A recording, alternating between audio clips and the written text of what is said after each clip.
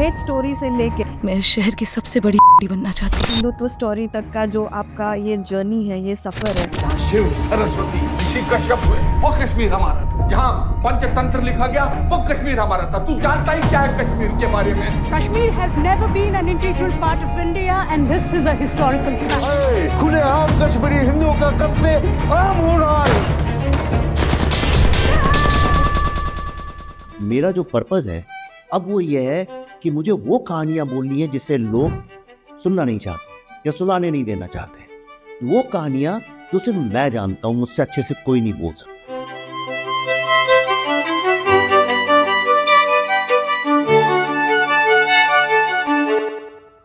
All eyes on Rafah, all eyes on Gaza, ये सब चल रहा था, लेकिन पहलगाम के समय कोई इतना किसी ने कुछ बोला नहीं। Why do you think? अभी आप उनका पॉडकास्ट करिए, वो बताएंगे। मैं कैसे उनके बिहाफ पे बोल नो, सकता हूँ? Because you are also part of the industry. No, I am not. मैं बॉलीवुड का पार्ट नहीं हूँ। मुझे ना तो वो मानते हैं मैं उनका पार्ट हूँ, ना मेरे को कोई शौक है उनका पार्ट बनने का। आपने ऑक्सफोर्ड यूनिवर्सिटी में मना कर दिया था that you won't go, if I remember. Why did you से नो? इसलिए क्योंकि उनकी जो थीम थी वो मैं उससे अग्री ही नहीं करता हूँ। मेरी लड़ाई है उसके साथ। उनकी थीम थी that Kashmir should be independent. Kashmir files का आपने टीजर देखा है हमारा? क्या बोलता है कि Kashmir hurt you, Bengal will haunt you.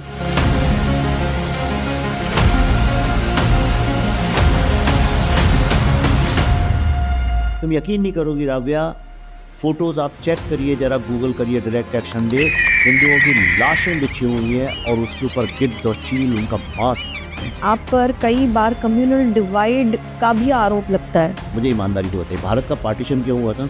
Communal divide के कारण। मैंने किया था?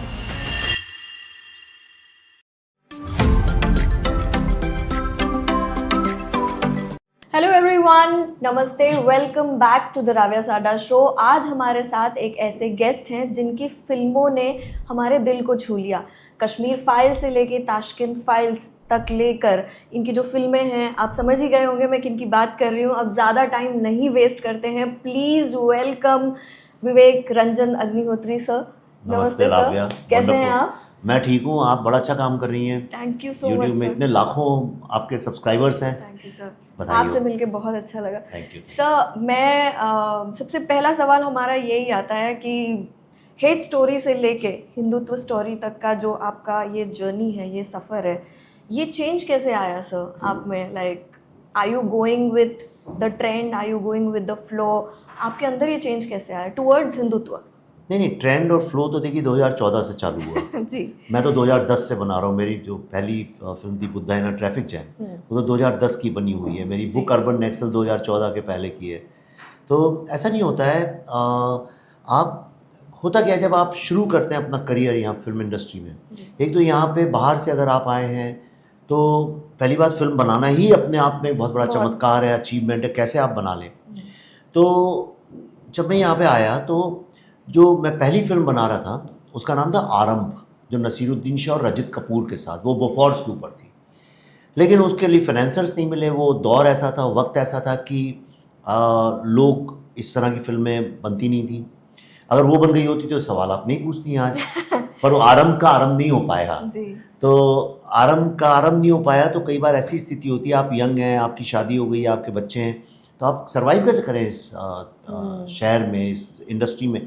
और ये बातें बहुत अच्छी लगती हैं, आदर्शपूर्ण हैं कि नहीं साहब, आप आत्मा की शांति के लिए सड़क पे आ जाइए। और तो ठीक है। तो उस वक्त में क्या था कि सारी फिल्में जो हैं वो स्टार्स लोग जो थे, वो जो हॉलीवुड की फिल्में होती हैं उन्हें देख के ही बनाते थे, वरना बनाते ही नहीं थे, बनने नहीं देते थे जी।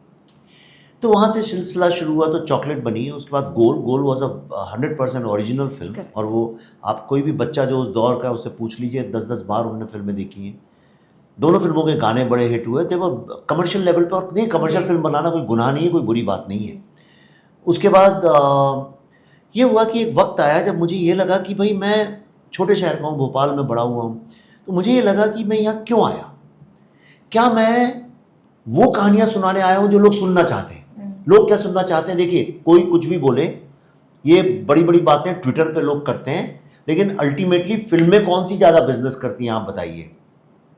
बॉलीवुड मसाला जैसे मसाला करती हैं, वही पठान, जवान, ब्रह्मास्त्र, ये वो, टेक अभी सुपर हीरोज, वॉर आएगी, सारी वही करती हैं। जी अगर वो 5-5, 600 करोड़ का धंधा करती हैं तो ये तो नहीं कह सकते कि साहब वो राष्ट्रवादी और हिंदुत्व वाले लोग नहीं देखते हैं, सिर्फ लेफ्टिस्ट नहीं, तो उनकी पॉपुलेशन भी नहीं है, मतलब देखते तो सब हैं, मजा तो सबको आता है, लेकिन वहां से निकलने के बाद ट्विटर में जब एक्टिविज्म चलता है तो गाली दे दो। करेक्ट? तो मैंने ऐसा नहीं किया। मुझे ये लगा कि नहीं, मेरा जो पर्पज़ है अब वो ये है कि मुझे वो कहानियाँ बोलनी है जिससे लोग सुनना नहीं चाहते हैं या सुनाने नहीं देना चाहते, वो कहानियाँ जो सिर्फ मैं जानता हूँ, मुझसे अच्छे से कोई नहीं बोल सकता है। तो I wanted to own my stories. और दूसरा मुझे ये लगा कि इस इंडस्ट्री में एक डायरेक्टर राइटर की कोई अहमियत ही नहीं है, वो एक चपरासी जैसा है। करेक्ट? तो उसकी अहमियत कैसे बढ़ाई जाए, जो क्रिएटिविटी है, जिस पे सब स्तंभ, जिस पे सब खड़ा हुआ है, वो कैसे आगे लाया जाए। तो फिर मैंने छोड़ दिया बॉलीवुड, मैंने काम करना ही बंद कर दिया। मेरी 2 फिल्में थी, वो मैंने थोड़ी थोड़ी करके छोड़ दी, जिद और जुनूनियत, उनको करके ही छोड़ दिया। हेट स्टोरी फिल्म बेसिकली पैसा कमाने के लिए की गई थी, लेकिन I am proud of that film, वो बहुत अच्छी फिल्म है। और एक महिला नारी जो भारत की है, उसको तो उसे देखना ही चाहिए, उसी की आवाज़ है, एक औरत है। देखिए, हेट स्टोरी का आपने देखी है वो फिल्म? No sir. अच्छा, आप देख लीजिए आज शाम को जाके एक बार, और उसका फ़ोन करिएगा। जी। आप मुझे बताइए उसकी कहानी क्या है। उसकी कहानी ये है कि एक लड़की है, उसको एक बहुत रईसज़ादे से, बहुत रईस लड़के के, बहुत रईस आदमी के बेटे से प्यार हो जाता है, मोहब्बत, और वो भी उससे बहुत ऐसा करता है कि मोहब्बत है। और उसके बाद वो प्रेग्नेंट हो जाती है, तो वो उसको बेहोश करके अपने गुंडों को भेज के उसकी ओवरी निकाल लेता है। मतलब वो कभी मदर ही नहीं बन सकती अब दोबारा। वो लड़की डिसाइड करती है, वो कहती है कि I will break your empire brick by brick, और कैसे उनके एम्पायर को बर्बाद करती है, उसकी वो कहानी है। अब ये तो जितनी औरतों ने देखी उन्हें तो बहुत अच्छी लगी, राइट? तो ये एक नज़रिया होता है देखने का। तो मेरे को कोई लोग बोलते हैं कि अरे हेट स्टोरी इरोटिका, और दूसरी बात ये तो एक कोई बहुत ही अज्ञानी मूर्ख किस्म का आदमी ही ऐसी बात कर सकता है, जिसको कोई वर्ल्ड व्यू नहीं है, जो दुनिया के बारे में कुछ जानता नहीं, आर्ट के बारे में जानता नहीं। मैं आपको एक बार बताऊं, आर्ट में जो हाईएस्ट फॉर्म, जो सबसे मोस्ट डिफिकल्ट फॉर्म ऑफ जो आर्ट माना जाता है, वो इरोटिका है। आप पीछे पलट के देखिए, आपको यहाँ इरोटिका पिक्चर्स मिल जाएंगी, एक दो देख लीजिए, ये है, राइट? आपको मिल जाएंगी। अब वो देखिए, बच्चे माँ बाप हैं, क्या है वो देखिए आप, क्या है, सिंडी क्रॉफर्ड की इतनी फेमस पिक्चर है वर्ल्ड की। These are one of the best photographs, award winning photographs हैं, राइट? तो ये आपका नज़रिया है, आप क्या देखते हैं। तो इरोटिका उस वक्त में सारी फिल्मों में होता था, मर्डर वर्डर, ये सब क्या फिल्म है, आप कोई उनसे सवाल नहीं पूछता है जी। तो कोई। लेकिन मैं खुश नहीं था बॉलीवुड में। तो मुझे जिनने हेट स्टोरी बनाई थी, उन्होंने अगली फिल्म बनाने का भी पैसा दिया हुआ था मुझे जी। हेट स्टोरी, और 4 पार्ट में बनी वो, राइट? हर कोई सक्सेस के पीछे भागता है, कौन नहीं भागता बताइए? साधु महाराज नहीं भागते, जवाब दीजिए मुझे। राजनेता लोग नहीं भागते सक्सेस के पीछे, क्रिकेटर्स नहीं भागते, कौन नहीं भागता? तो अगर आपकी फिल्म 4 पार्ट्स में बनी, पहली मेरी थी, मैंने उसके बीच बोल 4 पार्ट्स में, और चारों सक्सेसफुल सुपर हिट फिल्म, तो मतलब एक कमर्शियली तो वो था। पर उस पॉइंट पे आई क्विट, करेक्ट? उस पॉइंट में जब सारी सक्सेस थी, आई क्विट, और मैंने कहा नहीं, अब मैं वो फिल्में बनाऊंगा जो मेरे को अंदर से हमेशा डिस्टर्ब करती हैं चीज़ें। जैसे आपने देखी, उसके बाद बुद्धा इन अ ट्रैफिक जैम, नक्सलिज्म का इशू मुझे बहुत डिस्टर्ब करता था, वो मैंने फिल्म बनाई, 1 करोड़ में वो फिल्म बनाई। कौन बनाता है इतनी बड़ी कमर्शियल फिल्म्स बनाने के बाद? I was making huge multi starrer films, I mean किसी चीज़ की कमी नहीं, शोहरत, पैसा, जिंदगी, ऐश आराम। कौन ऐसा आदमी है जिससे बोलो ऐश और आराम नहीं, उसको मना कर देगा, राइट? हम यहाँ तो, हमारे यहाँ तो धार्मिक लोग भी ऐश और आराम की ही जिंदगी जीते हैं, आपने देखा ही होगा, करेक्ट? तो वो हिपोक्रेसी को नहीं बात कर रहा हूँ। तो आई क्विट, और उसके बाद I decided I will make those films जिसके बारे में कोई बात नहीं करना चाहता। तो जैसे मुद्दों पे बात ही नहीं करना चाहता कोई, सब डरते हैं उनमें बात करने से। उसमें बात करने से हिस्टोरियंस भी डरते हैं, मीडिया तो डरता ही है, मीडिया तो वैसे ही डरा हुआ रहता है इस देश में, पॉलिटिशियंस भी डरते हैं क्योंकि उनकी वोट बैंक की कभी इधर चलता है। तब तो कांग्रेस की सरकार थी 2010 में, तब तो कोई आज की सरकार नहीं थी, किसी ने सपने में सोचा भी नहीं था कि ये सरकार कभी आ सकती है, राइट? तो वक्त अलग था। उस वक्त में सोचिए, कम्युनिस्ट लोगों की सरकार थी, उस वक्त में वो फिल्म बनाना एक बहुत ही ज़्यादा करेज का काम था। वो फिल्म बनाई मैंने। अर्बन नक्सल बुक लिखी उसके बाद, जिसके बारे में सब बात ही पर करते हैं। अर्बन आपने नक्सल जब अर्बन नक्सल ये शब्द भी यूज किया तो काफी जो हायर लेवल के लोग हैं उन्हें बड़ा बुरा लगा। They had objection. नहीं, कई लोगों को अच्छा भी लगा। आप बुराई देखती हैं, मैं अच्छाई देखता हूँ। नहीं नहीं वैसी बात नहीं है, क्योंकि उस समय ऑब्जेक्शन काफी उठा था जब आपने नहीं, ऑब्जेक्शन। अच्छा एक बात बताइए, अभी आप एक महफिल में बैठे हैं, समझिए वहाँ पे एक शादी में हैं और वहाँ पे 1000 लोग आए हुए हैं शादी में, और अगर किसी का बटुआ चोरी हो गया तो आप कहिए चोर चोर चोर, सबसे पहले कौन भागेगा? चोर भागेगा, हाँ है ना? जी। सीधी सी बात है। बॉम्बे की लोकल ट्रेन्स में जब किसी की जेब कटती है, लोग कहते हैं जेब कट गई, सबसे पहले कौन भागता है? जेब कटना। तो जब आप अर्बन नक्सल्स की बात करेंगे, सबसे पहले कौन उसकी क्रिटिसाइज करेगा? अर्बन नक्सल्स करेंगे। तो उसमें कौन सी बड़ी बात हो गई? पर ये देखिए, उसके कारण कितने सारे स्टूडेंट्स की आवाज़ मिल गई उनको बोलने की, कितने सारे घर वाले माँ बाप को आवाज़ मिल गई बोलने की। उनके बच्चे जो ब्रेन वॉश होके नक्सली बनते जा रहे थे, उन माँ बाप को सहारा मिल गया। और आज कितने पॉलिटिशियंस को एक नैरेटिव मिल गया। नहीं, हमारे देखिए होम मिनिस्टर साहब भी उसको यूज़ करते हैं हर समय, प्राइम मिनिस्टर भी करते हैं, हर आदमी यूज़ करता है अर्बन नक्सल्स को। तो दैट्स व्हाट आई डिड। तब तो बीजेपी की सरकार नहीं थी। और ताशकंद फाइल्स भी जब हमने शुरू की थी, जब ये 3 फिल्में बनाने का मैंने ऐलान किया था, वो भी 2012 की बात है। तो तब तो सवाल ही नहीं कोई आपने सोचा था 2012 में क्या होगा? तो ये मेरा कैंपेन 2010 से चल रहा है, बहुत संघर्ष के साथ, बहुत सेक्रीफाइस के साथ चलता आया है। ये पेशेंस था आपके अंदर की, ये मैंने सोच लिया था कि जिद थी कि करूंगा। तो मैं सर पे कफन बांध के निकल चुका था। मुझे कोई, देखिए जब आप कहते हैं ना कि बारिश में भीगा हुआ आदमी पानी से नहीं डरता है, तो जब आपके पास कुछ बचता ही नहीं है, जब आपने छोड़ दिया, आप सड़क पे आ गए, अब आपका घर भी गिरवी है, सब कुछ, अब इससे बुरा क्या हो सकता है? मैंने कहा जाऊंगा भोपाल, वापस चला जाऊंगा। अच्छा, घर वगैरह सब गिरवी था? बहुत, आप कल्पना भी नहीं कर सकती। अभी भी, अभी ये जो फिल्म बना रहे हैं बंगाल फाइल से, कैसे बना रहे हैं? तो कहीं से तो कुछ, हमें तो कौन, यानी क्या कोई स्टूडियो तो है नहीं हमारे साथ। तो लोग इन बातों को समझते नहीं हैं, लोगों को हम बताते भी नहीं, मैं बताता भी नहीं और बताना भी नहीं चाहता। वो मेरी संघर्ष है, मेरी पीड़ा है, मेरा दर्द है, मेरी लड़ाई है, उसके लिए मैं आपको क्या बताऊं। लेकिन आपको रिजल्ट से मतलब होना चाहिए।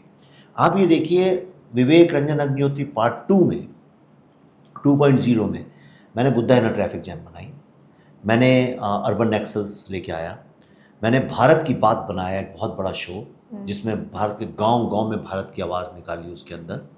मैंने अब पॉडकास्ट आज आप लोग करते हैं, जब कोई जानता भी नहीं था इंडिया में पॉडकास्ट, तब मैंने शुरू किया था, तब इतना पॉपुलर था, फिर छोड़ दिया मैंने। तो छोड़ दिया इसलिए हर कोई कर रहा है, तो मैं बिजी भी हो गया हूँ बहुत ज़्यादा। तब काम नहीं था, खाली बैठा था तो कर रहा था। उसके बाद मैंने शास्त्री जी का मुद्दा उठाया, उसमें बुक लिखी हु किल्ड शास्त्री। उसके बाद मैंने कश्मीर का मुद्दा उठाया, उसमें बुक नहीं लिखी लेकिन उसकी वेब सीरीज बनाई, कश्मीर अनरिपोर्टेड। उसके बाद मैंने वैक्सीन वॉर पर बनाई। मैंने, कौन बनाता है ऐसे सब्जेक्ट्स पे फिल्म? वैक्सीन वॉर का मैंने स्क्रीन प्ले फिर पब्लिश किया, वो बुक फॉर्म में है। फिर अभी कश्मीर, ये बंगाल के ऊपर मैं जो कर रहा हूँ, द बंगाल फाइल्स, इसके ऊपर बुक आ रही है, बंगाल द ब्लड रिपब्लिक। अभी आने वाली है फिल्म के साथ साथ। बड़ा ग्रंथ है वो, सारा रिसर्च उसके अंदर है। तो मैं ये कर रहा हूँ लगातार, एक के बाद एक काम। और इतना ही नहीं, मैं हज़ारों स्पीचेस देता हूँ पूरे वर्ल्ड में जा के, इंडियन सिविलाइजेशन पे, हिंदू फिलॉसफी पे। आपने ऑक्सफोर्ड यूनिवर्सिटी में मना कर दिया था that you won't go, if I remember. Why did you से नो? इसलिए क्योंकि देखिए क्या है, ऑक्सफोर्ड वाले थोड़ा घमंड से आते हैं। वो जो प्लेटफॉर्म है ऑक्सफोर्ड का, डिबेटिंग सोसाइटी, ये वर्ल्ड का सबसे ज़्यादा प्रेस्टिजियस, मतलब इट्स ऑस्कर से भी ज़्यादा बड़ी चीज़। no. और उसमें बड़े मंडेला हो, कोई ऐसा कोई वर्ल्ड का ग्रेट लीडर नहीं है जो वहाँ इन्वाइटेड ना हो। इसलिए क्योंकि उनकी जो थीम थी, वो मैं उससे अग्री ही नहीं करता हूँ, मेरी लड़ाई है उसके साथ। उनकी थीम थी that Kashmir should be independent, right? तो मैं कैसे जाके वहाँ पे बोलूँ? अच्छा, मैं फॉर में बोलूँ या अगेंस्ट में बोलूँ? मैं पहली बात गया ही क्यों ऐसी जगह पे जहाँ की सोच ही ऐसी है कि Kashmir should be independent, right? तो वहाँ मैं क्यों जाऊँ? मुझे कुछ फ़र्क नहीं पड़ता है आप ऑक्सफोर्ड हैं कि हार्वर्ड हैं, आप टाटा हैं कि बिरला। टाटा बिरला का नाम नहीं ले रहा हूँ, पर टाटा बिरला मतलब आप अरबपति हैं, इलॉन मस्क हैं, या आप बेजोस हैं, या आप, मुझे उससे कुछ फ़र्क नहीं पड़ता। आप गरीब हैं, अमीर हैं, बड़े हैं, छोटे। बात है, ये मेरी लड़ाई है और मैं लड़ रहा हूँ। मेरी पूरी लड़ाई ये है कि तुम्हारी भी वही भावना होगी। मैं एक छोटे शहर से आया हूँ, मैं एक हिंदू फिलॉसफी के साथ बड़ा हुआ हूँ, उस सिविलाइजेशन पे मुझे बहुत गर्व है।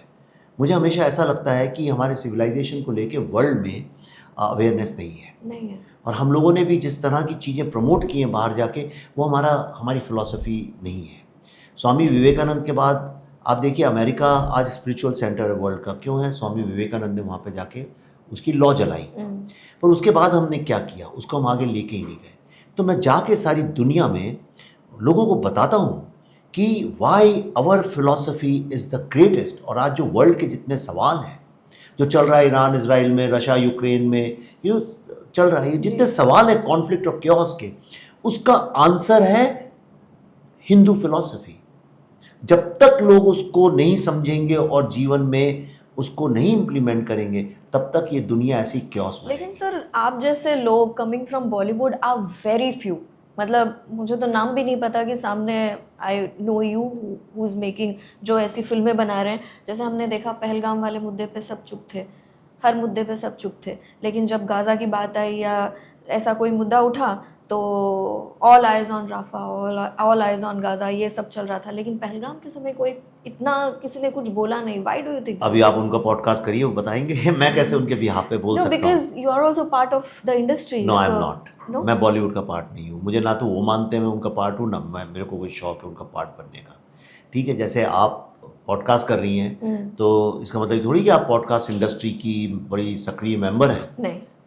करेक्ट? नहीं। आप तो नहीं हैं। तो बस उसी तरह से मैं इंडिपेंडेंट फिल्म मेकर हूँ। फिर भी अगर मैं आपसे पूछना चाहूँ दैट क्यों डरते हैं लोग कुछ बोलने से, या क्यों सामने आकर नहीं बोलते हैं? हम जब देखते हैं अभी जैसे वॉर का सीन हुआ था पाकिस्तान के साथ, वहाँ यूनिटी हम देखते हैं। वहाँ सेलिब्रिटी से लेके हर कोई उनके सोशल मीडिया या ट्वीट्स या हर जगह ओपनली आके कहते हैं। ये हम हमारे देश में ऐसा नहीं देखते हैं। ये मुझे भी आश्चर्य। मैं जब बड़ा हो रहा था, मैंने देखा है कोई भी बाढ़ आए, सूखा पड़ जाए, देश पे कोई भी आपत्ति आए, तो जो फिल्म इंडस्ट्री के जितने लोग थे, राज कपूर, राजेंद्र कुमार, राजेश खन्ना, धर्मेंद्र, अमिताभ बच्चन, नाम लिए, कोई लेफ्ट राइट नहीं, सब कम्युनिस्ट भी हों, जी, चाहे वो जावेद साहब हों, शबाना जी हों, चाहे वो राइट विंगर धर्मेंद्र साहब हों, कांग्रेस के अमिताभ बच्चन साहब हों, देवानंद साहब इंडिपेंडेंट अपने पॉलिटिकल व्यूज़ रखने वाले, किशोर, ये सब लोग मार्च पास करते थे, ट्रकों में भर भर के पैसे इकट्ठा करते थे, भेजते थे लोगों को। क्या क्या नहीं किया हमारे। जब वॉर हुए, जितने पूरी फिल्म इंडस्ट्री के बड़े बड़े एक्टर जाते थे, उन लोगों के साथ टाइम बिताते थे, सैनिकों के साथ क्रिकेट मैचेस खेलते थे, पैसा इकट्ठा करते थे। सुनील दत्त साहब का मैं हमेशा बताता हूँ, कश्मीर से कन्याकुमारी पैदल चले थे अकेले। कहने को भले ही कांग्रेस क्यों, लेकिन वो उस टाइप के नहीं थे। पार्टी उस वक्त कांग्रेस ही सबसे बड़ी पार्टी थी। जी। ये सब होता था क्योंकि वो एक्टर्स थे और उन्हें ये पता था कि हमारी फिल्में भारत के लोगों के कारण चलती हैं, तो भारत के लोगों का दुख वो अपना दुख मानते थे। करेक्ट? अब क्या है, एक्टर्स कितने बचे हैं? ये जो एक्टर्स हैं, ये ब्रांड एम्बेसडर्स हैं, ये सोशल मीडिया इन्फ्लुएंसर्स हैं। जी। ये लोग यही सब तो करते हैं। एक्टिंग तो बहुत कम करते हैं। कितने लोग 2-3 साल में एक फिल्म करते हैं, पहले 1 साल में 3 फिल्में करते थे, अब ये फिल्में बहुत कम करते हैं। फिल्म भी इसलिए करते हैं क्योंकि नहीं करेंगे तो ब्रांड्स खत्म हो जाएंगे। तो ये एक तरह के ये लोग बिजनेसमैन बन गए हैं, और बिजनेसमैन लोग जो हैं कभी किसी चीज में नहीं बोलते। अब मैं आपसे एक सवाल पूछता हूँ, अब मेरी बात समझ में आई आपको? ये एक्टर आप बोलती हैं इनको, ये एक्टर नहीं है, ये बिजनेसमैन है। इनके पीछे 500 करोड़, 1000 करोड़ के स्टेक्स हैं।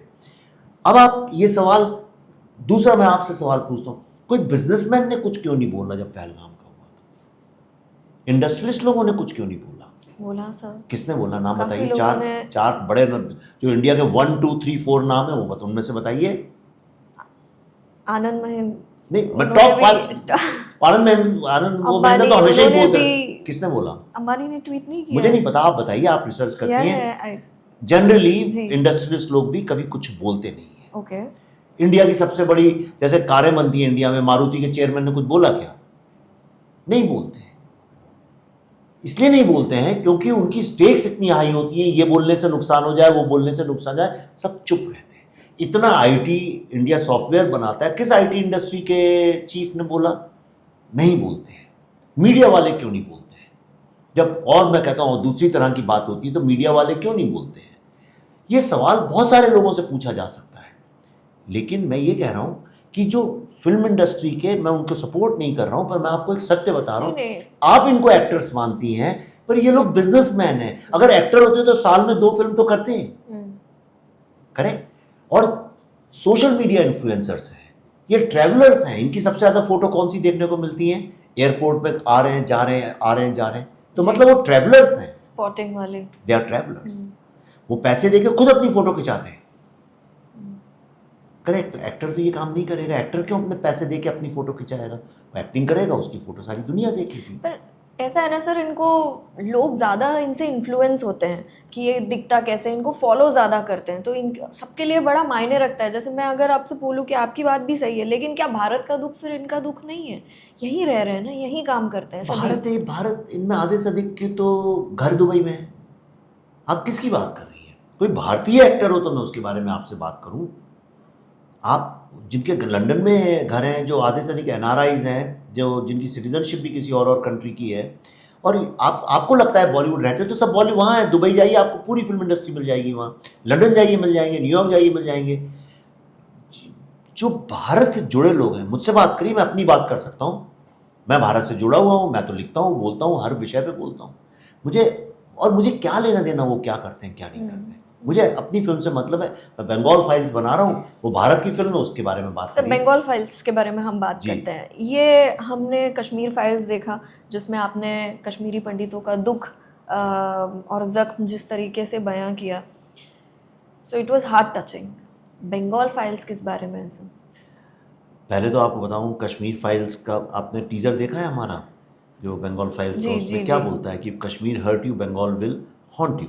हमारा जो पार्टीशन है, जब मैं कहता हूँ पार्टीशन, तो आपके दिमाग में क्या आता है? पंजाब, ट्रेनों में लोग कट कट के आ रहे हैं। वो इसलिए हुआ क्योंकि जो पंजाब से सारे फिल्म मेकर्स आए यहाँ, बहुत सारे राइटर्स भी आए, लाहौर साइड से, पेशावर, लाहौर, यहाँ से, तो उन लोगों ने अपनी दास्तान लिटरेचर में लिखी, और चूंकि वो हिंदी में इजीली अवेलेबल था, समझ में आता था, तो भारत में सबके मन में ये बस गया है कि भारत का जो पार्टीशन हुआ वो सारा पंजाब के कारण हुआ। पर ऐसा नहीं है। भारत के पार्टीशन की जो जड़ें हैं, जो रूट्स हैं, वो तो बंगाल में है। बंगाल 2 बार डिवाइड हुआ, पहले 1905 में, फिर 1947 में, फिर 1971 में, और अभी भी वहाँ दरार पड़ गई है। चौथी ये दिलों का पार्टीशन तो हो गया है, तो दरार तो है। तो वो जो स्टेट है, सारा नेशनलिज्म इसीलिए तो वहां से आया, क्योंकि बंगाल को डिवाइड किया गया था। तो बंगाल जो है, मुस्लिम लीग चाहती थी कि बंगाल उनके कब्जे में आ जाए, और उसके तो हिंदुओं को डराने के लिए, ताकि इतना डर जाए हिंदू कि वो डर के कहें हाँ भाई चलो ये मारा काटी से डर गए, अब जाने दो इसको पाकिस्तान में। और थोड़ा है भी हिंदुओं का, हम इतने यूनाइटेड भी नहीं रहते हैं, नहीं। तो हम नहीं बोलते थे कश्मीर यार दे दो ना पाकिस्तान को, झंझट खत्म हो, बोलते हैं हम ऐसे। मेजर प्रॉब्लम हमारे साथ यही है, हम सब अपने काम में, अपने बिजनेस में व्यस्त तो हैं। वहाँ पे जिन्ना ने डायरेक्ट एक्शन डे का ऐलान किया। जी। बैटल ऑफ बद्र होती है रमज़ान में, 8वें दिन में पड़ती है रमज़ान के। उस दिन पे उसने ऐलान किया, और उसने बोला कि जिहाद की इजाज़त अल्लाह ने दी है, और ये डिसाइड किया गया कि इतने हिंदुओं को मारो, खून से भर दो कलकत्ता को, ताकि वहाँ मिल जाए। सुहरावर्दी जो उस वक्त का चीफ मिनिस्टर था, उसने सारे पुलिस, जो 24 जो पुलिस थाने थे, उनमें से 22 में ट्रांसफ़र करके हिंदुओं को निकाल के मुस्लिम इंस्पेक्टर्स को रख दिया, और जो 2 थाने थे उनमें एंग्लो इंडियंस, और उनको ऑर्डर दिया कि 2 दिन तक कुछ भी हो जाए कोई हिलेगा नहीं, कोई एक्शन नहीं लेगा। और खुद वो 2 दिन तक जो हेडक्वार्टर था पुलिस का, वहाँ बैठ के मॉनिटर करता रहा। पुलिस की गाड़ियाँ जो हैं वो मुस्लिम लीग के गुंडों को दी गई ताकि हिंदुओं को काटा जाए। 40,000 लोगों को काटा गया, मारा गया। सरकारी फिगर कुछ होंगे 10,000, 15,000, 20,000, पर जो ब्रिटेन गवर्नमेंट के जो गवर्नर थे वहाँ के, उन्होंने ये बात बताई कि 40,000 लोग मरे। वो ऑफिशियल डॉक्यूमेंट है, हमारी फिल्म में देखिएगा।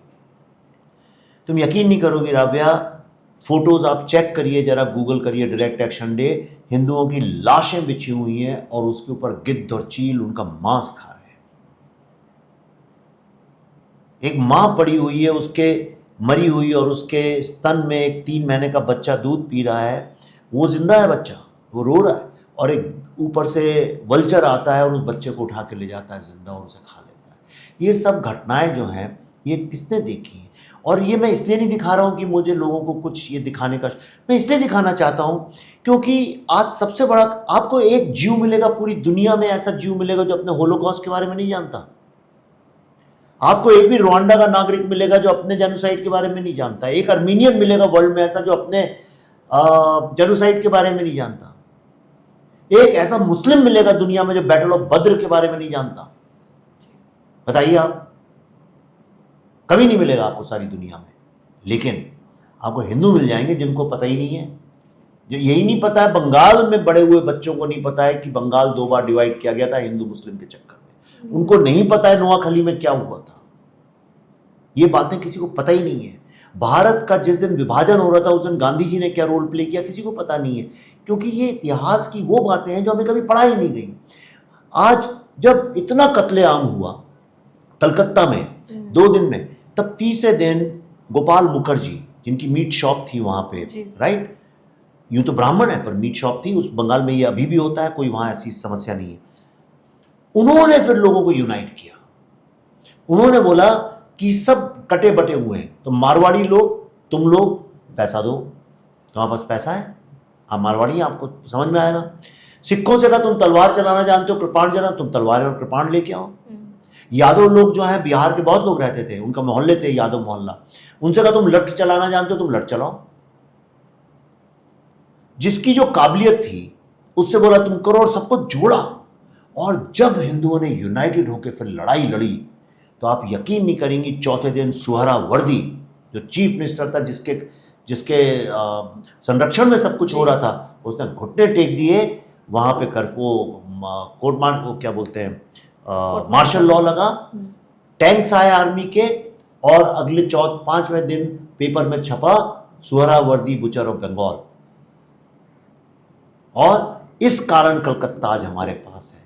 अगर हिंदू यूनाइट नहीं हुए होते तो ये कलकत्ता आज बांग्लादेश की राजधानी होता।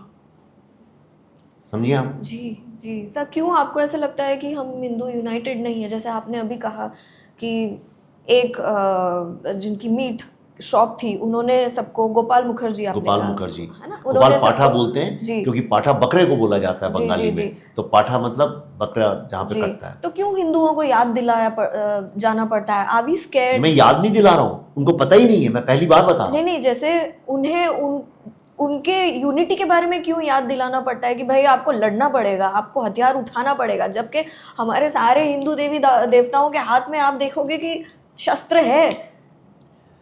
फिल्म देखिएगा, आपको समझ में आएगा। हम लोगों को ना ये अहिंसा का नशा चढ़ा दिया गया। अहिंसा का अर्थ कोई आपको मार रहा है तो दूसरा गाल आगे करने से नहीं है। अहिंसा का अर्थ बिल्कुल अलग है। ओके, अहिंसा का ये मतलब ही नहीं है। पहली बात तो अहिंसा का अलग फिलोसॉफिकल मीनिंग है। ओके, हमारे यहाँ एक कॉन्सेप्ट है हिंदुइज्म में, अनेकांतवाद, जिस पे जैनिज्म बना हुआ है, जिस पे ही जैनिज्म टिका हुआ है सारा। वो सिद्धांत ये है कि सत्य तक पहुंचने के लाखों तरीके हैं। जितने 7.5 अरब लोग रहते हैं, 7.5 अरब तरीके हैं। हर तरीके से सत्य तक पहुंचा जा सकता है। देखिए कितनी इवॉल्व फिलॉसफी है हिंदू। जी। किसी और के तरीके को निगेट करना, उसको गलत समझना, वो हिंसा है, राइट? तो अहिंसा इसका क्या उल्टा हुआ? मतलब सामने वाले को इस बात की इजाजत देना कि तुम अपने तरीके से सत्य को ढूंढो। वो अहिंसा का प्रिंसिपल है, जिसपे जैनिज्म आधारित है, जिसपे हिंदुइज्म का एक मूल स्तंभ है वो। अब उसको हमने धीरे धीरे उसका भ्रंश करते करते करते करते करते करते उसको इस लेवल पे ले आए कि चींटी को मारो वो भी अहिंसा, वो भी हिंसा है। हमने इतना ज़्यादा उसको हाइजीन जोड़ दी उसके साथ दिमाग में भर। लेकिन आप मुझे बताइए, आपका देश आज से 400-500 साल पुराना नक्शा देखिए इसका, धीरे धीरे कितने हिस्से हमसे अलग होते गए। आज भारत कितना सिकुड़ गया है, भारत कितना बटा हुआ है। हमारी आज़ादी तो 2 मुल्कों के नाम पे हुई थी कि भाई हिंदू मुस्लिम साथ नहीं रह सकते। जी। आज आप बताइए कितने मुल्क रहते हैं इस देश में? गिनिए, मैं गिनाता हूँ। Reserve class, unreserve class, south, north, east, west, right? Politically divided है पूरी की पूरी कंट्री। उसके बाद इतनी सारे जातियां, गुज्जर, मराठा, तेलुगु, ये वो का क्या नहीं है इस देश में, हर समय यही चलता रहता है। 70 साल तक, 75 साल तक इन्हीं आधारों पे बांटा गया है लोगों को, इन्हीं आधारों पे सारे वोट मांगे गए हैं। तो लोग तो देखिए मिडिल क्लास है, हिंदू लोग ऐसा ज्यूस की तरह से बहुत पैसे वाले और वो नहीं है। बहुत कम हिंदू लोग जो हैं वो इंडस्ट्रियलिस्ट हैं, वो भी अपने ही अपने में रहते हैं। भारत के जो इंडस्ट्रियलिस्ट हैं वो तो कभी सोसाइटी के उत्थान के लिए कुछ ऐसा काम करते नहीं, आप जानती नहीं होंगी, नहीं करते। हार्वर्ड में पैसा दे देते हैं लेफ्टिस्ट लोगों के लिए, लेकिन भारत के जो लोग हैं, मुझे तो कोई पैसे नहीं देता। इतनी बड़ी बड़ी कंपनियां फिल्म बनाने की, करोड़ों अरबों रुपए की, मुझे तो कोई पैसा नहीं देता। करेक्ट। तो सिविलाइजेशनल काम के लिए पैसे नहीं दिए जाते हैं हमारे यहाँ, एक कल्चर सा बना दिया। पर उसका कारण कब, मैं बताऊं आपको 1 मिनट, उसका एक बहुत बड़ा कारण है। कारण ये है, मेरी कोई शिकायत नहीं हिंदुओं से, उसकी एक मजबूरी है हमारी। विश्व में 5000 साल का लगभग मानव का इतिहास है। इन 5000 वर्षों में सिर्फ एक ही कम्युनिटी है पूरे विश्व में जो 1000 साल तक गुलामी जिसने की, 1000 साल तक प्रताड़ित की गई, 1000 साल तक उसकी प्रतिमाएं, उसका आर्किटेक्चर, उसका कल्चर, उसका इतिहास, उसका साहित्य, उसकी कला, सबको भंग किया गया, तोड़ा गया, उसको नीचा दिखाने के लिए। उसकी कमर की हड्डी तोड़ी गई, उसके कंधे झुका दिए गए। क्या कारण है कि हिंदू लड़कियां हमेशा कंधे झुका के चलती हैं? क्या कारण है?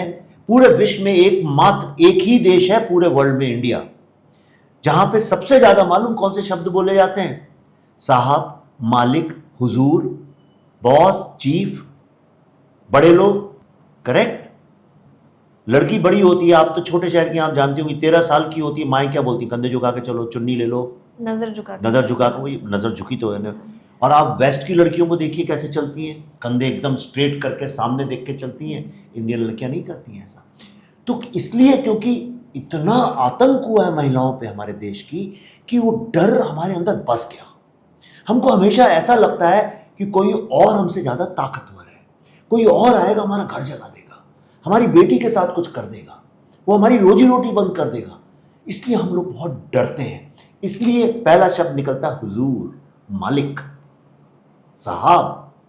अरे आप बड़े लोग हैं, आइए तो कभी हमारे गरीब खाने में। ये सब दया के पात्र 1000 साल।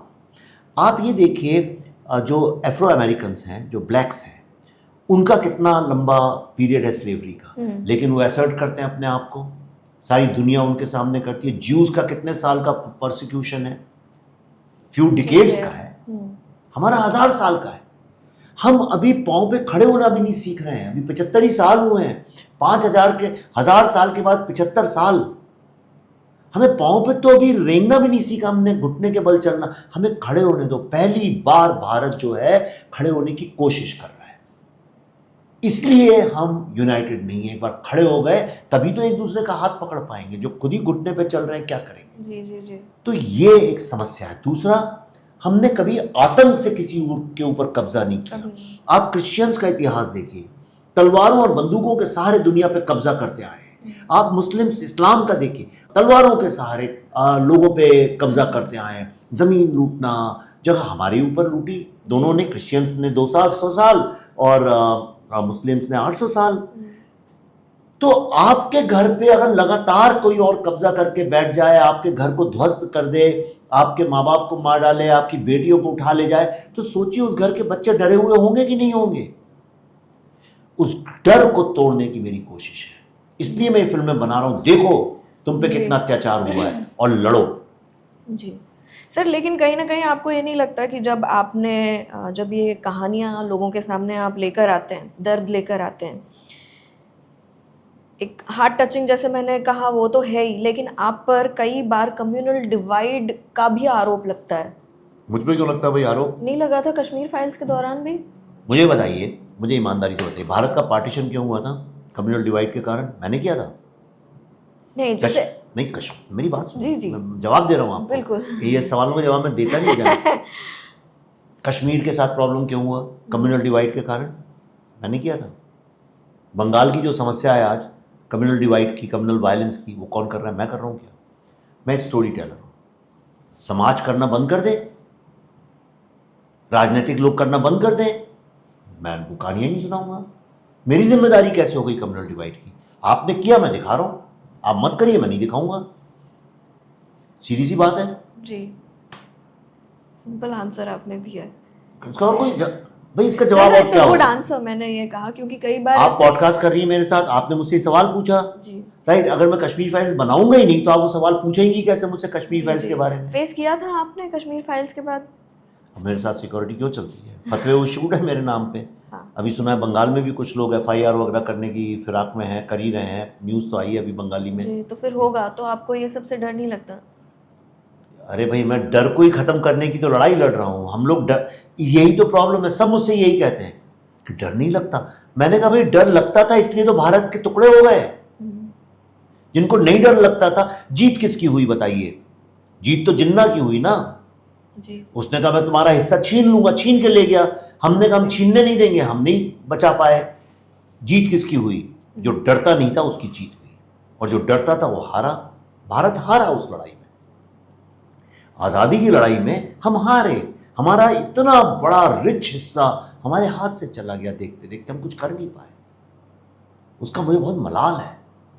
सर, कैन वी एक्सपेक्ट, जैसे आप बंगाल फाइल अभी बना रहे हैं, तो जैसे मणिपुर में हुआ, लिंचिंग हुआ, फार्मर्स प्रोटेस्ट हुआ, तो हम कैन वी एक्सपेक्ट आपसे कि इस पर भी आगे जाके पिक्चरें बनेगी? देखिए, मैं 3 फिल्मों का मैंने प्रॉमिस किया था, ट्रिलॉजी। शायद चौथी भी बन जाए क्योंकि बड़ी हो गई फिल्म काफ़ी। तो पर तो थर्ड ट्रिलॉजी का थर्ड पार्ट का ही सेकंड पार्ट होगा, तो ऐसा नहीं है। वर्ल्ड में बहुत कम डायरेक्टर्स ने ट्रिलॉजी बनाई है। भारत में सत्यजीत रे ने बनाई है, और शायद ही मुझे याद नहीं किसी और ने बनाई हो। तो मुझे, बल्कि लोगों को समझ में आना चाहिए कि एक बहुत बड़ा काम मैंने किया है ट्रिलॉजी, इतना बड़ा सिविलाइजेशनल काम किया सिनेमा के लिए। ये मैं ख़त्म करूं, ये मेरा प्रॉमिस था। उसके बाद मैं सोचूंगा कि मुझे क्या करना चाहिए। और मणिपुर पे क्यों नहीं बनाए?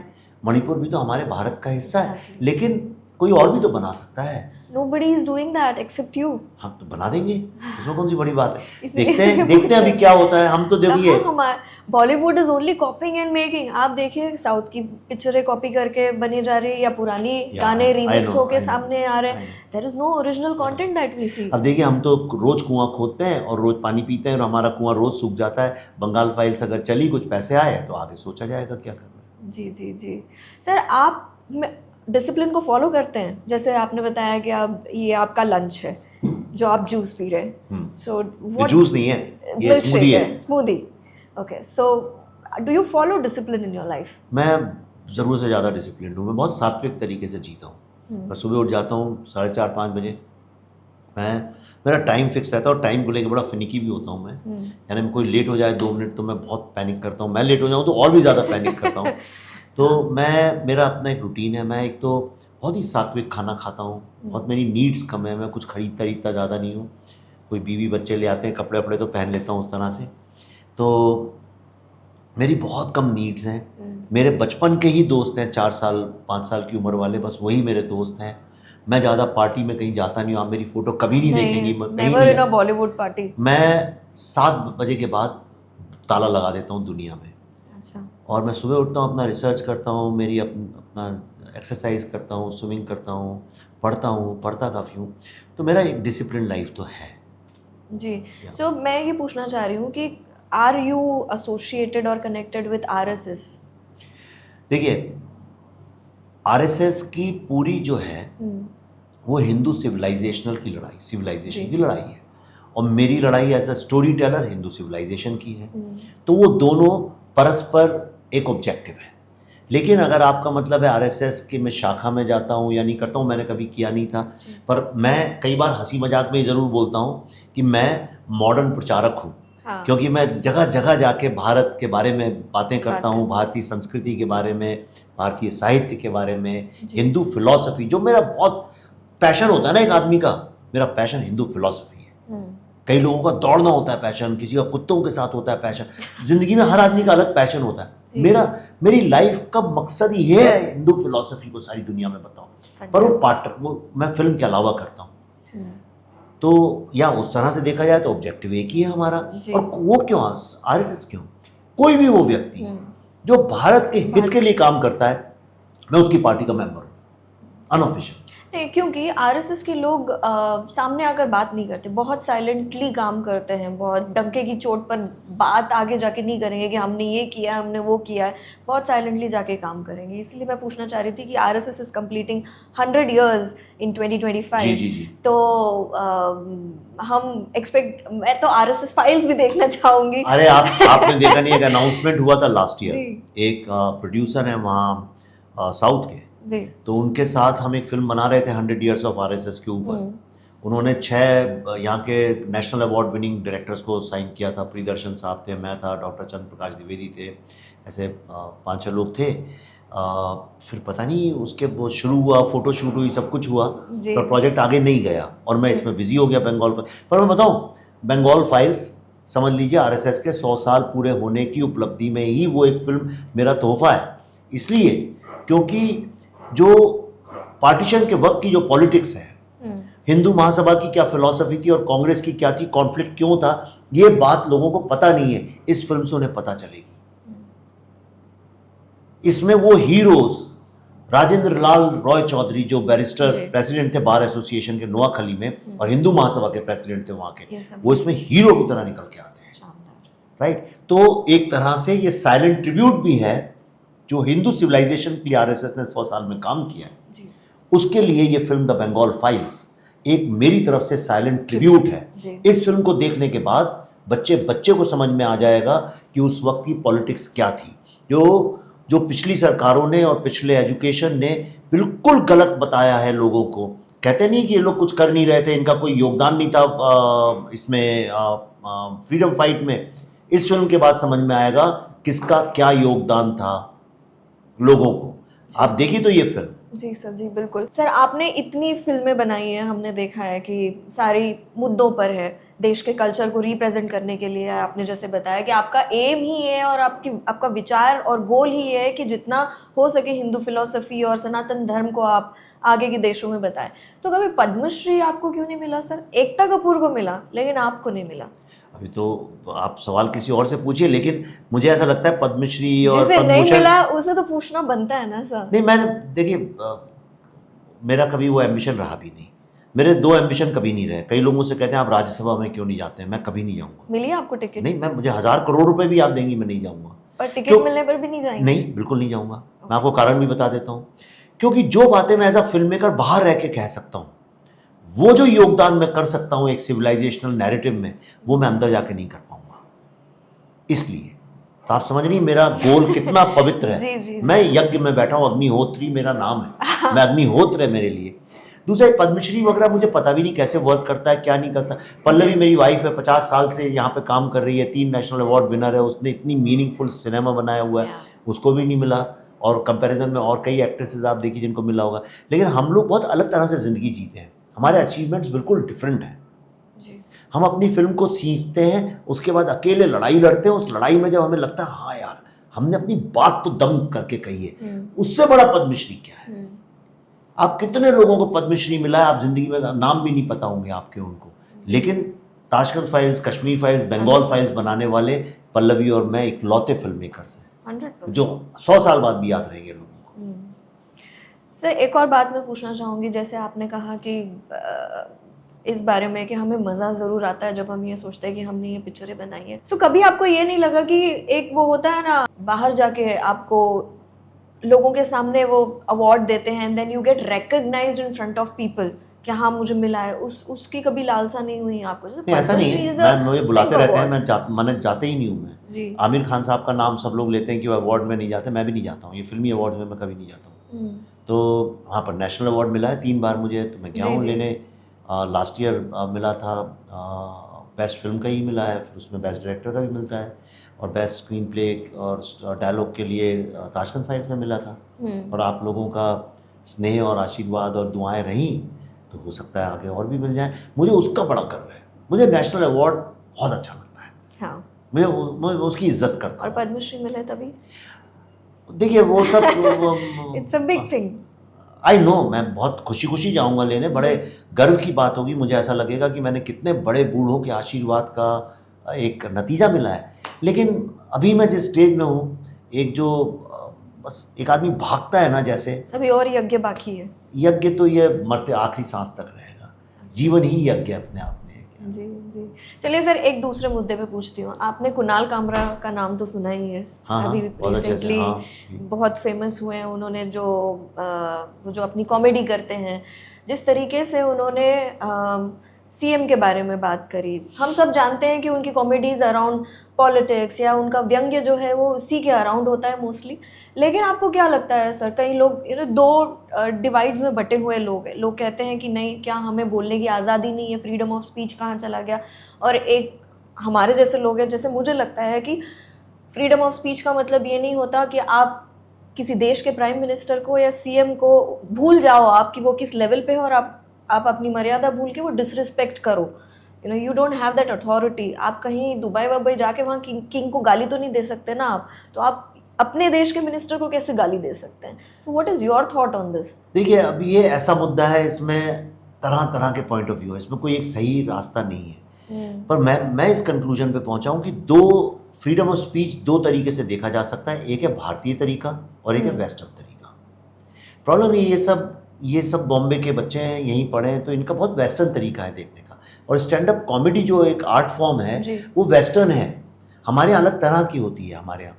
तो इन लोगों का तरीका बिल्कुल अलग है, तो इनकी सोच अलग है, इसलिए उसको फॉलो करते हैं, इसलिए इनका कॉन्फ्लिक्ट है सोसाइटी के साथ। क्योंकि भारत मूलतः एक इंडियन वे ऑफ थिंकिंग जो है, जो भारतीय तरीका है सोचने का, वो अलग है, और वेस्टर्न एकदम अलग है। वेस्टर्न में बाप का भी नाम लेते हैं, अमेरिका जाइए, ब्रिटेन जाइए, वहाँ पे बाप का नाम लेते हैं, करेक्ट। बच्चे को 18 साल की उम्र में बाहर निकाल देते हैं, तो वहाँ आप किसी को भी कुछ भी बोल सकते हैं, वहाँ रिस्पेक्ट टूटने में आधा सेकंड लगता है।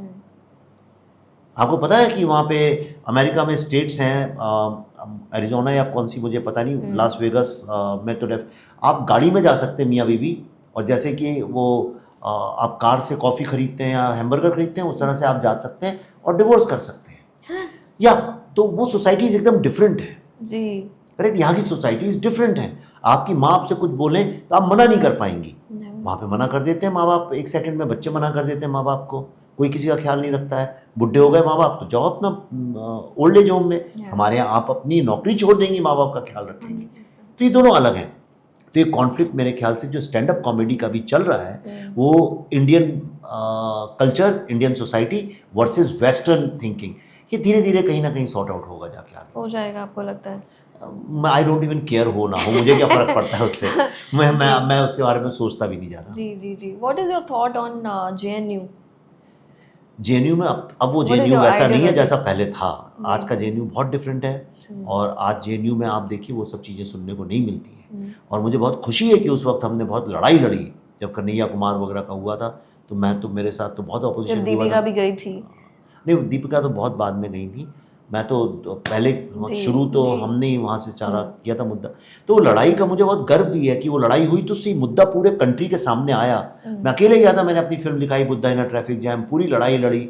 उसके बाद फिर कुछ मीडिया वालों ने टुकड़े टुकड़े नाम कर दिया, पर अर्बन नक्सलिज्म वहीं से चालू हुआ सारा। जी जी जी। और उसके होने से बहुत फ़र्क पड़ गया। आज वहाँ के जो लोग हैं, बहुत सारे मोस्टली जो स्टूडेंट्स हैं, अब वैसे नहीं है एंटी इंडिया लेफ्टिस्ट टाइप के, अब वो काफ़ी भारतीय टाइप के स्टूडेंट्स हैं जी।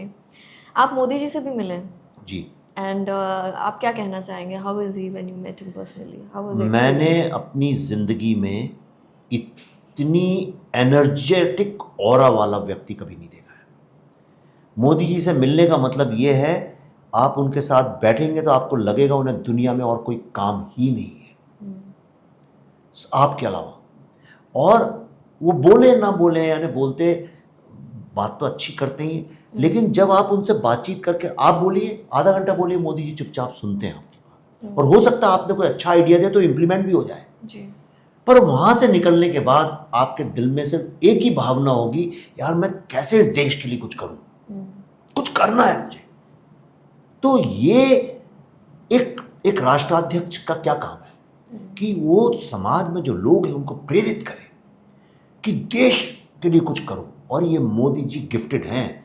मोदी जी 100%। जैसे लोग, मैं इतने बड़े, मैं तो पिछले कई प्राइम मिनिस्टर से मिलने गया, एडवर्टाइजिंग में था तो जाना भी, कई बार मुलाकात भी हुई।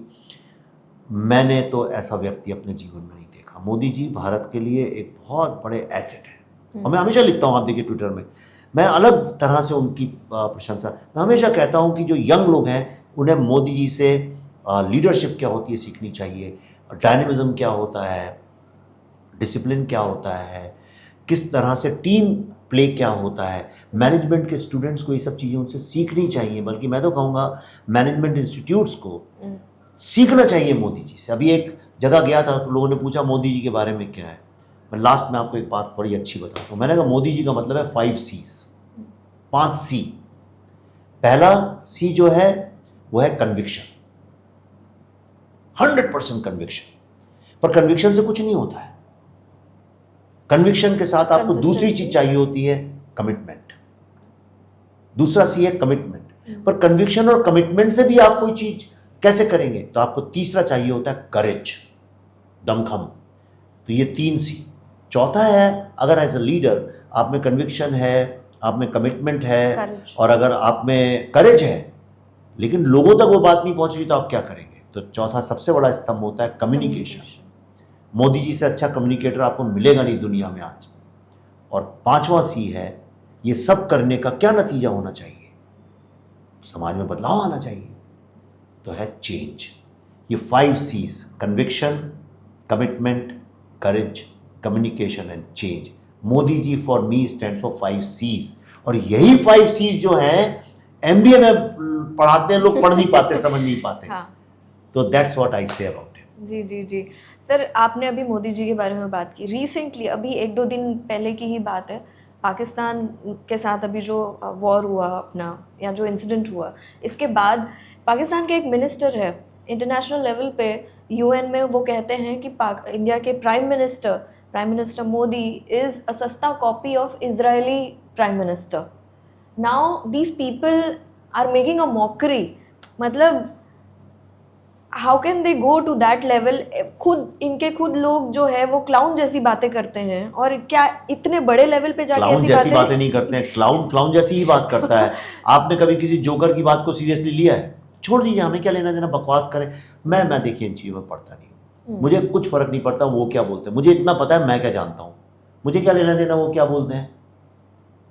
करेक्ट, ऐसे तो लोग क्या क्या नहीं बोलते हैं, हमें क्यों पढ़ना उन चीज़ों। जी जी जी ठीक है सर। तो फिर अब आप ही के बारे में बात करते हैं। कुछ ट्वीट्स जो मैंने जैसे आपसे शुरू में भी कहा था कि जैसे आने से पहले की कुछ ट्वीट्स जो थोड़ा सा हलचल मचा रहे थे मेरे अंदर। जैसे हमने आपसे बात की हेट स्टोरी से Hindutva story, now you make nationalist movies, but years back कुछ आपके ट्वीट्स ऐसे थे सर जो अच्छे नहीं लगे थे। लाइक एक नैनो वाला एक ट्वीट था, if you remember. What do you have to say now?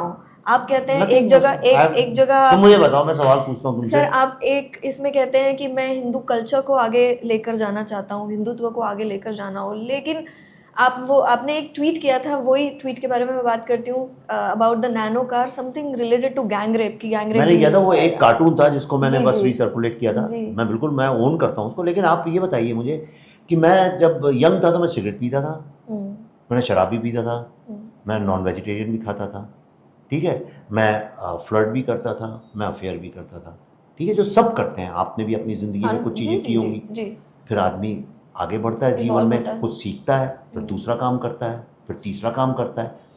ज़िंदगी कैसे नापी जाती है? ज़िंदगी इससे नहीं नापी जाती है आपने 20 साल पहले क्या किया था। ज़िंदगी इससे नापी जाती है आप कहाँ थे और आज कहाँ हैं। आप तब कैसा सोचते थे, आज क्या सोचते थे। So you have evolved.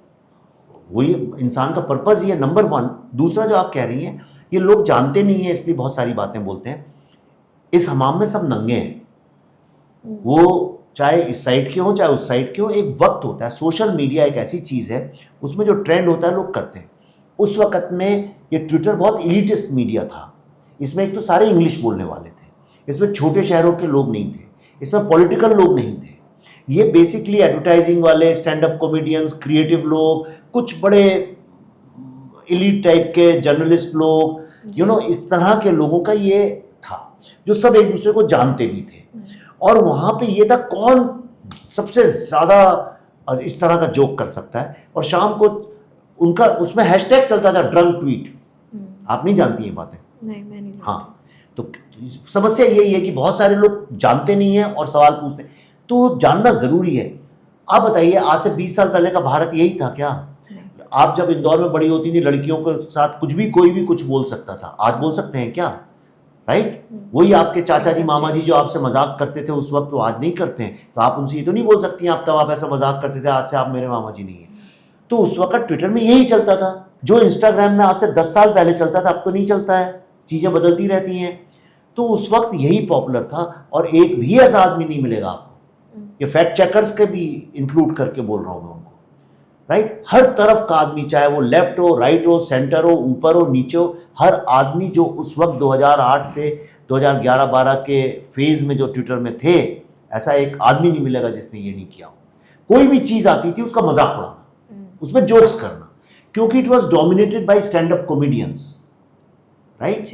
तो स्टैंड अप कॉमेडियंस ने उसको डोमिनेट कर रखा था, तो उस ट्रेंड को सब लोग फॉलो करते थे। अच्छा, उसमें बहुत म्यूजिक की भी बात होती थी, आपने वो तो ट्वीट्स नहीं देखे मेरे, उसमें कुकिंग की भी बात होती थी, फैशन की होती थी, लिटरेचर की होती थी, पोइट्री लिखते थे लोग। आज पोइट्री लिखो तो लोग गाली देते हैं मुझे, घर में फालतू बैठे हो क्या, लगता है फिल्म चल नहीं रही है, करेक्ट? पर मैं आपसे एक सवाल पूछना चाहता हूँ, ये सीरियस सवाल है। आज जिस तरह की भाषा और जिस तरह की बातें लोग ट्विटर पे करते हैं, आज से 10 साल बाद किसको मुंह दिखाएंगे लोग? आपको जो लगता है जिस तरह की बातें आज होती हैं वो सही है? वो तो उससे बहुत ज़्यादा अश्लील है। कितनी ज़्यादा अश्लील है। वो तो एक मजाक था, एक जोक था, एक कार्टून किसी ने बनाया, लेकिन आज क्या चलता है, करेक्ट? तो ये समाज बदलता है, सोच बदलती हैं, ट्रेंड्स बदलते हैं, हम सब किसी ना किसी लेवल पे टेक्नोलॉजी के गुलाम हैं। हम घोड़े पे तो नहीं चलते हैं आज। आप किसी ये तो नहीं कहती हैं कि पहले बैलगाड़ी में चलते थे, आज आप प्लेन में क्यों उड़ रहे हैं? नहीं सर, वो वाली बात नहीं, वैसे नहीं पूछा मैंने नहीं आपकी नहीं, मैं जनरली बता रहा हूं। जी। तो ऐसा कोई मकसद नहीं था। हम पहले भी मैं जैसा था वैसे ही आज भी हूँ, एक ट्रेंड था, लेकिन अब मुझे समझ में आ गया, इसलिए मैं सोशल मीडिया ज़्यादा पढ़ता नहीं हूँ उस चक्कर में, पॉलिटिक्स पे ज़्यादा बोलता नहीं हूँ, मैं किसी से अपने में रहता हूँ, क्योंकि मुझे पता है कि तब मैं कुछ भी नहीं था। और दूसरा क्या है, तब आप कोई नहीं है, तो आपको डर भी नहीं लगता है कि अच्छा कुछ भी मजाक उड़ा दो, क्या फ़र्क पड़ता है। अब आप कुछ हैं। अब मुझे एक जिम्मेदारी लगती है कि I can influence young people, तो इसलिए मुझे अपना पूरा तौर तरीका, अपना व्यवहार सही, और अब तो मैं इतना सात्विक हो गया हूँ अंदर से, इतना स्पिरिचुअलिटी में रहता हूँ कि अब तो मैं वैसे ही इतना शांत हो गया हूँ कि मैं क्या बोलूँ किसी को कुछ। क्या करते हैं आप? Do you practice yoga? Do you practice? मैं कोई भी ऐसी चीज़ जो मुझे इवॉल्व करती है वो सब करता हूँ।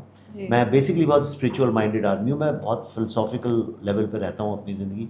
फिलोसफी, साइंस एंड स्पिरिचुअलिटी, यही मेरा पहला परिवार है। उसके बाद मेरे बीवी बच्चे आते हैं। जी, फैंटास्टिक सर। से एक और सवाल जाते जाते आखिरी में, आपकी फिल्में हमेशा इलेक्शंस के आसपास रिलीज होती है, ऐसा भी आप पर कई लोगों ने, मैंने आपके ट्वीट्स में ही देखा है कि कई लोग बोलते हैं सर अब इलेक्शंस। अब तुम्हारे आखिरी सवाल है तो इसको 2-3 तरीके से जवाब देता हूँ। जी। नंबर 1, इस देश में हर समय इलेक्शन चलते हैं, जब फिल्म रिलीज करो तब इलेक्शन चलते ही रहता है। कब नहीं करें बताइए? इसके पहले महाराष्ट्र के इलेक्शन चल रहे थे, उसके पहले भारत का इलेक्शन चल रहा था, उसके पहले यूपी का इलेक्शन चल, कब इलेक्शन नहीं होता इस देश में? अब बिहार के आने वाले हैं। बिहार से इस फिल्म का कोई लेना देना नहीं, बिहार फाइल्स थोड़ी बंगाल फाइल्स। दूसरी बात, ये बिल्कुल गलत बात है, इसलिए क्योंकि ताशकंद फाइल्स जो थी वो इलेक्शन चालू होने के बाद आई थी, ठीक है, और जो कश्मीर फाइल्स थी वो यूपी का इलेक्शन का जब रिजल्ट आया जिस दिन, उस दिन आई थी।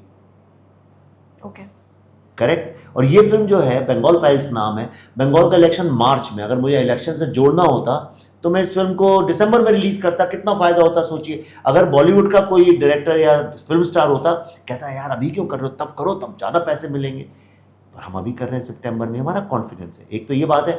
दूसरी बात मैं आपसे ये पूछना चाहता हूँ, अगर बाकी लोगों को हक है कि वो ईद के साथ अपनी फिल्म लाएं, 26 जनवरी को अपनी फिल्म लाएं, तो स्ट्रेटेजिकली हमको भी इस बात का हक है। हम पॉलिटिकल फिल्म बनाते हैं, हम पॉलिटिक्स से जुड़े हुए हैं, जी। वो लोग धर्म से जुड़े हुए हैं। देखिए, वो धर्म से जुड़े हैं, वो मजहब से जुड़े हैं तो वो ईद पे लाते हैं।